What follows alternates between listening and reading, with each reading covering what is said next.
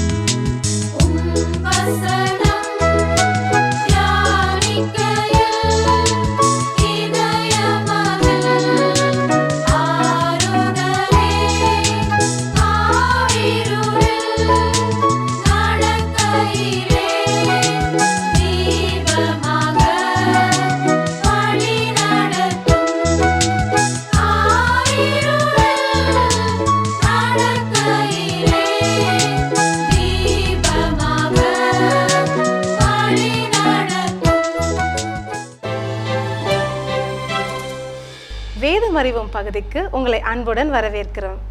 வேதத்தில் இருக்கிற பல்வேறு விலங்குகள், பறவைகள், இடங்கள், தாவரங்களை குறித்து நாம் பார்த்து வருகிறோம். இன்று லெபனோனின் கேதுரு மரத்தை குறித்து பார்க்க இருக்கிறோம். கேதுரு மரம் வேதாகமத்தில் 103 தடவை குறிப்பிடப்பட்டுள்ளது. இந்த கேதுரு மரத்தினுடைய சிறப்பம்சம் என்னவென்று பார்க்கும்பொழுது, இது மெதுவாக வளரக்கூடியது. ஆனால் சில மரங்கள் 1000 ஆண்டுகள் பழமையான மரமாகவும் வாழக்கூடிய மரமாய் இருக்கிறது. கேதுரு மரத்தினுடைய சிறப்பம்சமே அதனுடைய உயரம் 130 அடி உயரமாக இருக்கிறது. இது பார்க்கும்போது 13 மாடி வீடு போல ஒரு உயரத்தை கொண்டது. இந்த மரத்தினுடைய கீழ்த்தண்டு மட்டுமே 8 அடி சுற்றளவு கொண்ட ஆண்டவரால் படைக்கப்பட்ட ஒரு மரம். இந்த மரத்தினுடைய சிறப்பம்சம் பூச்சிகளை விரட்டக்கூடிய திறனுடையது. ஏனென்றால் இந்த மரத்தில் நறுமணம் வரும். அந்த நறுமணத்து நிமித்தமாக எறும்புகள், கரையான் பூச்சிகள் போன்றவை இவன் மரத்தில் அண்டுவதே இல்லை. அதனாலே இந்த மரம் விலை உயர்ந்ததாக இருக்கிறது. கப்பல் கட்டுவதற்கும், படகுகளை கட்டுவதற்கும், வீடுகளை கட்டுவதற்கும் பயன்படுத்துவார்கள். இந்த மரத்திற்கு இன்னொரு பெயர் உண்டு, அதுதான் மரங்களின் அரசன். இன்னொரு பெயரும் உண்டு, அதுதான் ஜீவ மரம்.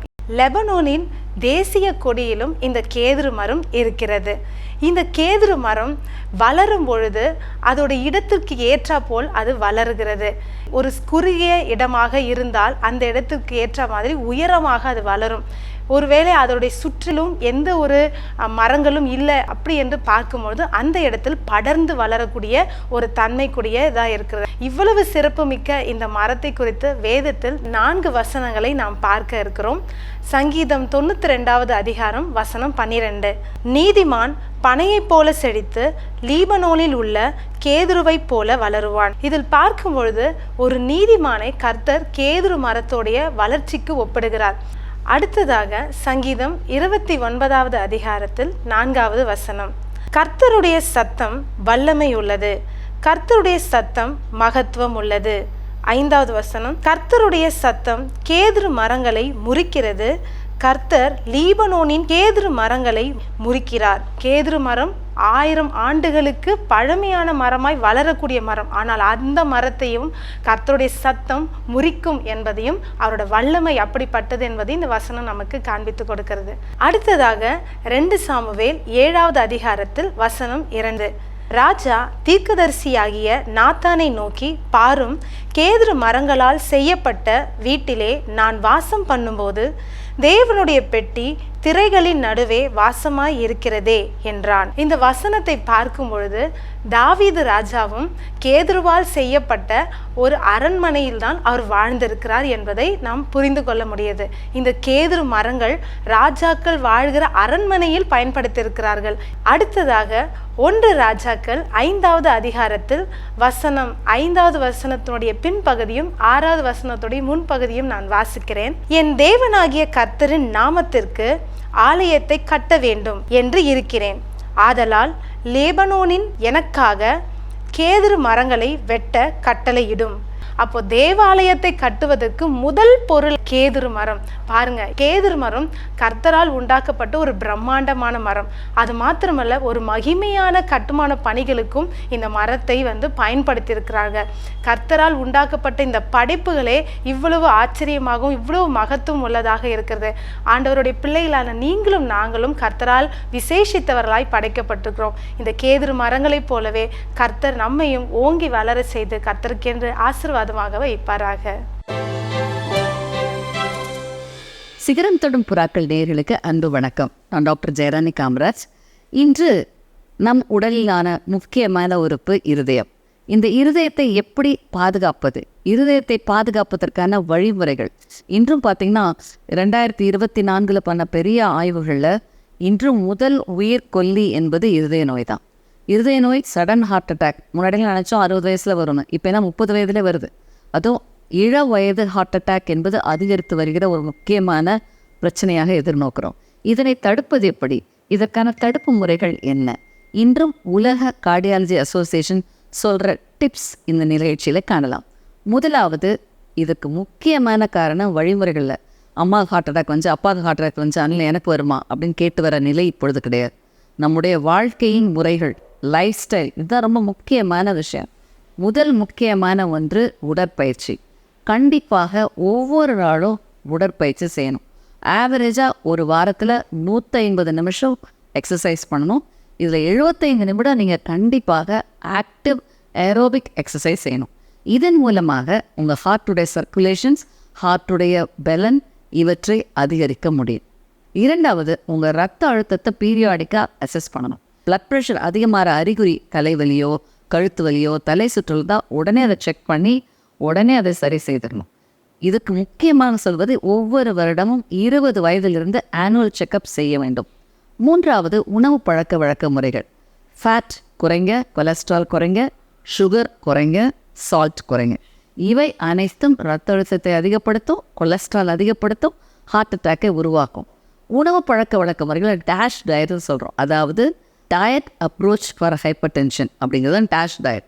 இதில் என்னென்னலாம் சாப்பிட்றோம்? ஃப்ரெஷ் ஃப்ரூட்ஸ், ஃப்ரெஷ் வெஜிடபிள்ஸ், நிறைய காய்கறிகள், கீரைகள், பழங்கள் எடுத்துக்கணும்.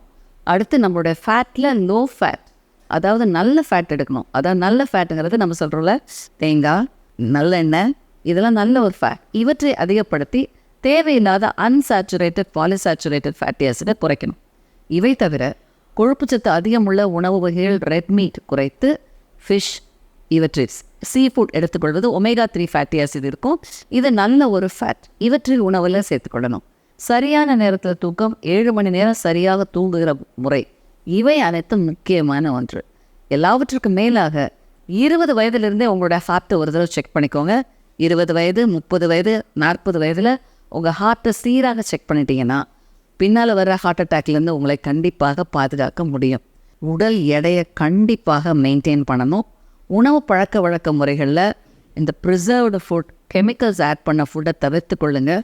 கண்டிப்பாக உங்களுடைய இருதயத்துக்கு தேவையான சில விஷயங்களில் கவனம் செலுத்தணும். குறிப்பாக ரத்த அழுத்தம், உடல் ஃபேட் குறைப்பு, இது ரொம்ப ரொம்ப முக்கியம். ஐடியல் வெயிட் வைத்துக்கொள்வது எப்பொழுதுமே சீரான ஒன்று. எல்லாவற்றுக்கும் அடுத்த கட்டம் தற்காலத்தில் அதிகரித்து வருகிற ஸ்ட்ரெஸ். இந்த ஸ்ட்ரெஸ்ஸை சீராக குறைத்தீங்கன்னா கண்டிப்பாக ரத்த அழுத்தம் அதிகமாக தடுக்க முடியும், ஹார்ட் அட்டாக் வருவதை குறைக்க முடியும். இன்றும் பலவிதமான மன அழுத்தம் கொடுக்குற விஷயங்களை தவிர்த்து உடல் ஆரோக்கியத்துக்கு தேவையான மெடிடேஷன், ப்ரேயர் இவற்றை செய்வதன் மூலமாக உங்களுடைய இருதயத்தை ஆரோக்கியமாக பாதுகாத்து கொள்ள முடியும். ஹார்ட் அட்டாக் வருவதை தடுக்கவும் முடியும். கிறிஸ்துவுக்குள் பிரியமானவர்களே, இந்த நாளிலும் சுகவாழ்வு தொழிற்கட்டும் பகுதியில் மருத்துவ ஆலோசனை மூலமாக இருதயத்தை எவ்வாறு பாதுகாப்பாக வைத்துக்கொள்ள வேண்டும் என்பதை பற்றி நாம் தெளிவாக தெரிந்து கொண்டோம். இந்த நாளின் இருதய வியாதியினால் பாதிக்கப்பட்ட பிள்ளைகளுக்காக ஜெபிப்பதற்கு முன்பதாக ஒரு வேத வசனத்தை நான் வாசிக்கிறேன். சங்கீதம் 34 அதிகாரம் 17-18 வசனங்கள். நீதிமான்கள் கூப்பிடும்போது கர்த்தர் கேட்டு அவர்களை அவர்களுடைய எல்லா உபத்திரவங்களுக்கும் நீங்களாக்கி விடுகிறார். நொறுங்குண்ட இருதயமுள்ளவர்களுக்கு கர்த்தர் சமீபமாயிருந்து நறுங்குண்ட ஆவியுள்ளவர்களை ரட்சிக்கிறார். ஜெபம். எங்களை நேசிக்கிற அன்பின் பரலோக பிதாவே, இந்த நாளிலும் இருதய பலவீனத்தினாலும் இருதயம் சம்பந்தமான பல வியாதியினாலும் பாதிக்கப்பட்ட ஒவ்வொரு பிள்ளைகளுக்காக நாங்கள் ஜெபிக்கிறோம். அறுவை சிகிச்சை மூலமாக ஆஸ்பத்திரியிலே சிகிச்சை பெற்றுக்கொண்டு வருகிற பிள்ளைகளுக்காக நாங்கள் ஜெபிக்கிறோம். அப்பா, நீர் மனம் இறங்க வேண்டும் என்று நாங்கள் ஜெபிக்கிறோம். இந்த நாளிலும் ஒரு வார்த்தை சொன்னால் போதுமே சுகத்தை பெற்றுக்கொள்வார்கள் என்பதை நாங்கள் விசுவாசிக்கிறோம். அப்பா, மேலும் மன பாரத்தோடும் கண்ணீரோடும் நொறுங்குண்டு காணப்படுகிற ஏராளமான மக்களை எங்கள் தேசத்திலே நாங்கள் பார்க்கிறோம். அப்பா, வேதத்திலே வாசித்தபடி நொறுங்குண்ட இருதயமுள்ளவர்களுக்கு கர்த்தர் சமீபமாக இருக்கிறார் என்று சொன்னது போல நீர் சமீபமாக இருந்து சமயத்துக்கேற்ற சகாராக இருந்து அவருடைய வாழ்க்கையிலே சமாதானத்தையும் சுகத்தையும் நீங்கள் கட்டளையிட வேண்டும் என்று நாங்கள் செபிக்கிறோம். அப்பா, நீ தொட்டு சுகப்படுத்த வேண்டும் என்று நாங்கள் செபிக்கிறோம். உன் இருதயம் சந்தோஷப்பட்டு பூரிக்கும் என்று சொன்ன வேத வசனத்தின்படி இந்த நிகழ்ச்சியை பார்த்து கொண்டிருக்கிற ஒவ்வொரு பிள்ளைகளுடைய இருதயமும் சந்தோஷத்தால் நிரப்பப்பட வேண்டும் என்று அருமை இரட்சகரின் திருப்பாதம் பணிந்து கெஞ்சி மன்றாடி கேட்டுக்கொள்கிறேன் பிதாவே. ஆமேன். சிகரம் தொடும் புறாக்கள் என்ற சென்ற வார நிகழ்ச்சியிலே ஆகாரது நிலைமை, எண்ணம், ஓட்டம் குறித்து அறிந்து கொண்டோம். இன்று 4வதாக ஆகாரது முதலாவது தேவ தரிசனம் வீட்டை விட்டு வெகு தூரத்தில் வனாந்திரத்தில் சூருக்கு போகிற வழியில் இருக்கிற நீரூற்றண்டையில் ஆகார் இருக்கும்பொழுது தேவதூதன் அவளை சந்தித்து பேசினார். ஆதியாகமம் 16:8 தேவதூதன் சாராயின் அடிமை பெண்ணாகிய ஆகாரே என்று கூப்பிடுகிறான். தேவன் ஒரு பொழுதும் ஆகாரை ஆபிரகாமின் மனைவியாக அங்கீகரிக்கவில்லை என்பதை இந்த வசனம் நமக்கு விளக்குகிறது. ஆதியாகமம் 21:10 இந்த அடிமை பெண்ணையும் அவள் மகனையும் புறம்பே தள்ளும் என்று சாராலும் 12ஆம் வசனத்திலே தேவன் ஆபிரகாமை நோக்கி இந்த பிள்ளையையும் உன் அடிமை பெண்ணையும் என்றும் கூறுகிறார். ரோமர் 14:23 விசுவாசத்தினாலே வராத யாவும் பாவமே என்று கூறுகிறது. சுய செயல்பாட்டால் வந்த மகனை தேவன் அங்கீகரிக்கவில்லை. அதனால் தான் சாராயின் அடிமை பெண்ணாகிய ஆகாரே என்று தேவதூதன் கூப்பிட்டு எங்கே இருந்து வருகிறாய், எங்கே போகிறாய் என்று கேட்டார். கர்ப்பவதியாய் தனிமையாய் ஓடி வந்த ஆகாருக்கு தேவதூதனை கண்டது சற்று ஆறுதலாய் இருந்திருக்க வேண்டும். நம் கஷ்டத்தை பிறரிடம் பகிர்ந்து கொள்ளும் பொழுது கொஞ்சம் நிம்மதி கிடைக்கும். ஆனால் ஆகாரது நிம்மதியை தேவதூதனது பதில் தொலைத்து விட்டது. ஆதியாகமம் 16:9 அப்பொழுது கர்த்தருடைய தூதனானவர், நீ உன் நாச்சியார் அண்டைக்கு திரும்பி போய் அவள் கையின் கீழ் அடங்கியிரு என்றார். எஜமானிக்கு தெரியாமல் ஓடி வந்து விட்ட ஆகார் தன் எஜமானியிடம் திரும்பிச் சென்று தன்னை சமர்ப்பித்து கொள்ள வேண்டும். சமர்ப்பித்து கொள்ளுதல் சரியான காரியமாயினும் சுலபமான காரியம் அல்ல.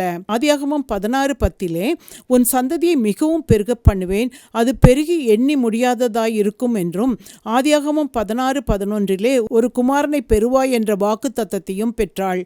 இந்த தேவ தரிசனமும் அவரது வாக்கு தத்தமும் நிர்கதியாய் நின்ற அவள் சாராளிடம் திரும்ப வழி நடத்தியது. ஆகாரது 2வது தேவ தரிசனம். ஆகார் சாராளிடம் திரும்பி வந்து பிள்ளை பெற்று ஆபிரகாம் சாராளுடன் 14 ஆண்டுகள் தங்கியிருந்தாள். ஈசாக்கு பிறந்த பின் இஸ்மவேல் ஈசாக்கை பரியாசம் பண்ணுகிறதை சாராள் கண்டாள். ஆகாரையும் அவளது பிள்ளை இஸ்மவேலையும் தங்களை விட்டு அனுப்பிவிட சாராள் ஆபிரகாமை கேட்டுக்கொண்டாள். மகனை குறித்து சொல்லப்பட்ட காரியம் ஆபிரகாமுக்கு துக்கமாய் இருந்தது என்று ஆதியாகமம் 21:11 கூறுகிறது.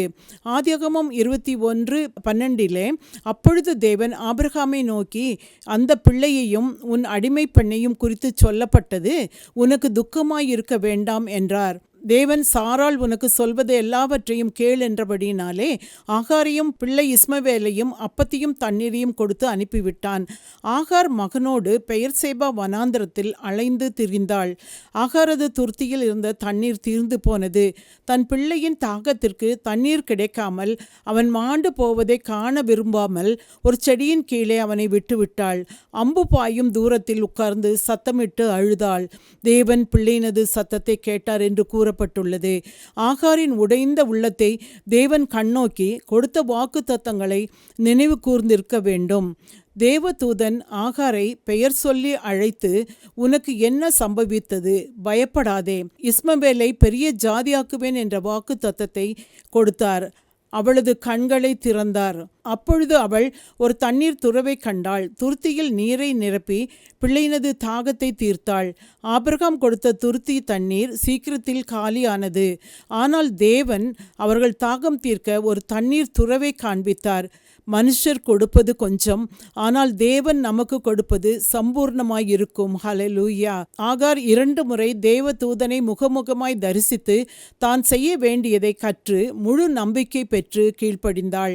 இன்று புருஷன் கைவிட்டு விட்டார், பிள்ளை கைவிட்டு விட்டான், நேசித்தவன் கைவிட்டு விட்டான் என்று கைவிடப்பட்ட நிலைமையில் கலங்கி தவிப்பவர்கள் அநேகர் உண்டு.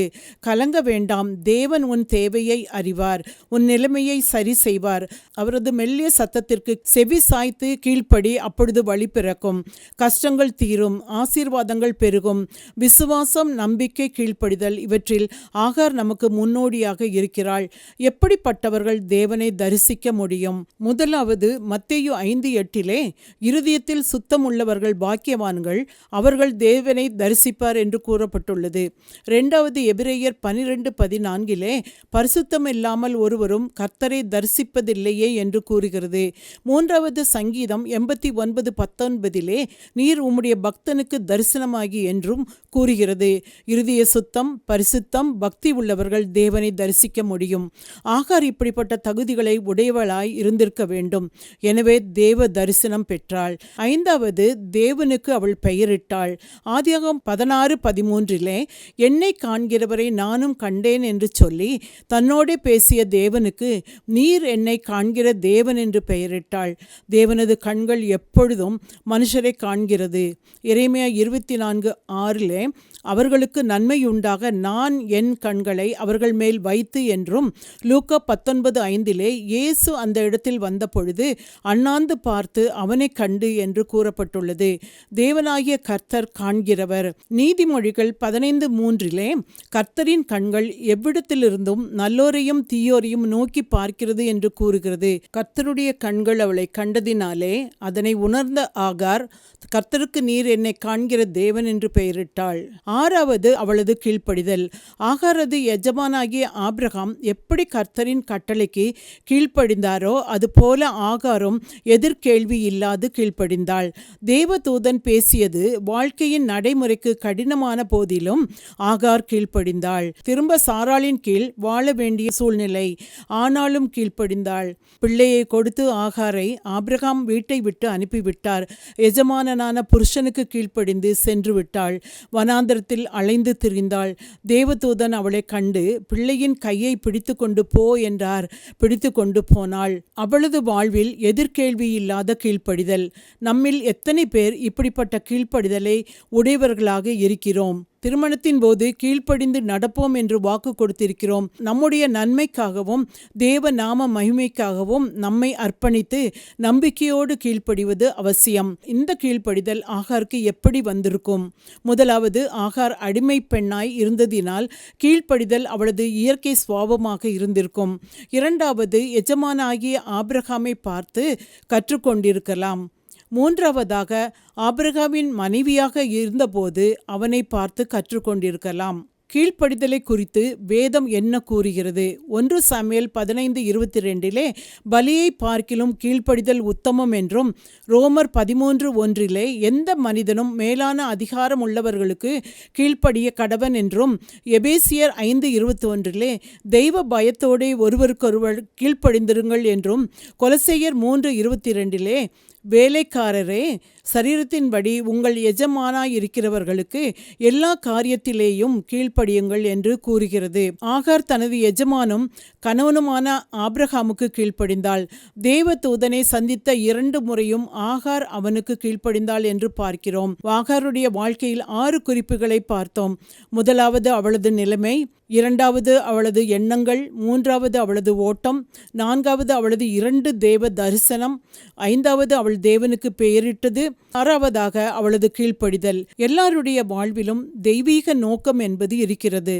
தேவ சித்தமும் நமது செயல்பாடுகளும் இணைந்து செல்லும்போது நாம் நம் வாழ்வில் சிகரம் தொட முடியும். ஆகார் தேவ சித்தத்திற்கு பரிபூர்ணமாக கீழ்ப்படிந்து சிகரம் தொட்டாள். ஜெபிப்போம். எங்களை அதிகமாய் நேசிக்கும் எங்கள் அன்பின் ஆண்டவரே, தேவ தரிசனத்திற்கு தன்னை தகுதிப்படுத்தி கொண்ட ஆகாரை போல நாங்களும் எங்களை தகுதிப்படுத்தி கொள்ள உதவி செய்யும். பலியை பார்க்கிலும் கீழ்ப்படிதல் உத்தமம் என்ற உமது வசனத்தை தன் வாழ்க்கையின் மூலம் வெளிப்படுத்தி எங்களுக்கு மாதிரி வைத்து போன ஆகாருக்காக நன்றி செலுத்துகிறோம். நாங்களும் கீழ்ப்படிதல் உள்ளவர்களாக வாழ அருள் புரியும். இயேசுவின் மூலம் ஜெபங்கேளும் பிதாவே, ஆமேன். விஸ்வவாணி என்பது இந்தியாவில் அறியப்படாத இடங்களில் நற்செய்தியை அறிவித்து தாழ்ந்து கிடக்கும் சமுதாய மக்கள் சமுதாயத்தில் உயர்ந்த நிலையை அடைவதற்கான அனைத்து கட்டமைப்புகளையும் ஏற்படுத்தி தரும் ஓர் மக்கள் இயக்கம்.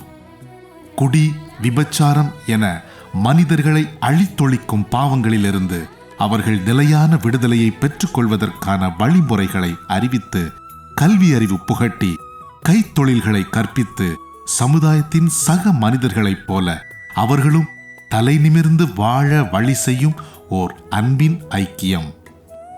ஒரு கிராமத்தை பொறுப்படுத்து மாதந்தோறும் 4000 ரூபாய் அன்பின் ஈகையாக கொடுப்பதின் மூலம் ஓர் சமுதாயம் நம் கண்முன்னே மலர்வதை நீங்கள் பார்க்க முடியும்.